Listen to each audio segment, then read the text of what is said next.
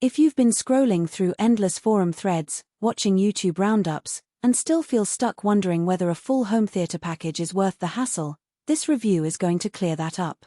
I've spent the last few weeks actually setting up a Klipsch reference 5.2 pack in a mid-size living room, listening to a range of content from blockbuster movies to classic rock, and comparing notes with a few friends who own different brands. Link is in the description if you want to check the product details on Amazon. What I'm trying to get at here is the real-world decision you face. Do you want a ready-made surround system that promises immersive sound, or would you be better off piecing together components that fit a tighter budget or a specific aesthetic? First off, who should even be looking at the Klipsch 5.2 bundle? If you're a first-time home theater buyer who wants a plug-and-play experience without hunting down separate floor-standing speakers, a center channel, and a subwoofer, this is the most straightforward option on the market. The package supplies two R620F floor-standing speakers, a pair of 12-inch R12SW subwoofers, the R52C center, and even a bookshelf speaker for rear surrounds.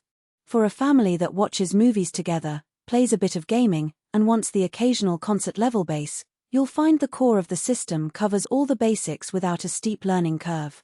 On the flip side, if you already own decent bookshelf speakers or a sub that you love, or if you're a minimalist who prefers a discrete soundstage, you might want to skip this bundle. The design is undeniably bold, a black textured wood grain vinyl finish that leans heavily into that classic Klipsch look. That's great for a dedicated media room, but it can feel a bit overbearing in a smaller, style-focused living space. Also, the package assumes you have a fairly large room. Trying to squeeze two floor-standing speakers and two subwoofers into a compact apartment often leads to overwhelming bass and a front center that dominates the sound field. Now, let's talk about the strengths that actually matter once the boxes are opened. The R620F floor standers are built around Klipsch's Tractrix horn technology. In practice, that means they can project sound further across a room than a typical sealed box design. I noticed during a movie night that the dialogue stayed crisp even when I was sitting near the back wall, a real plus when you have a couch that's far from the front speakers.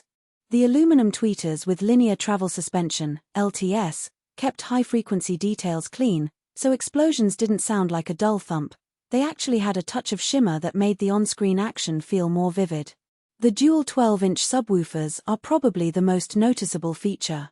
They push out about 400 watts each, and that translates to a rumble you can feel as much as hear. When I cranked up a low-budget horror film, the bass was enough to make the floor vibrate without needing a separate bass enhancement processor. That same sub-performance works well for music too. I tried a vinyl record of The Who, and the bass line on Barbara O'Reilly filled the room without drowning out the guitars. If you're into gaming, the thunder of an in-game explosion in titles like Call of Duty or the low-end rumble of a racing game's engine feels impressively authentic. One practical hidden trade-off is the way the two subwoofers are wired. They're set up for a single mono input, which simplifies connections but limits you from using them in a stereo configuration. That's fine for most movies, where a mono bass channel is standard, but if you ever want a dedicated left-right bass split for a live music setup, you'd need an external crossover or a different sub that supports stereo input. Additionally, the rear-firing Tractrix ports on the floor standers can cause a bit of coloration if your room is very reflective, think hardwood floors and minimal carpet. In my testing, adding a couple of thick rugs helped tame a slight boomy quality that was audible during quieter moments. A point worth mentioning is the power handling and how it translates to everyday usage. The speakers are rated for high output, yet the built-in sensitivity means they don't need a massive amplifier to sound their best. I ran them off a modest 150-watt AV receiver and still got full, dynamic range from quiet dialogue to full-blast action scenes. That means you don't have to break the bank on a high-end amp just to drive these units, which is a real cost saver for first-time buyers. What about the center channel?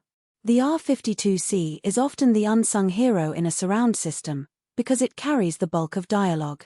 In my experience, the center was surprisingly articulate. The LTS tweeter gave it a forward presence that made it easy to understand speech even when the volume was low.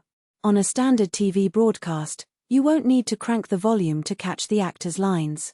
That's a practical win for people who watch TV at night or have younger kids in the house who might be sensitive to loud sound.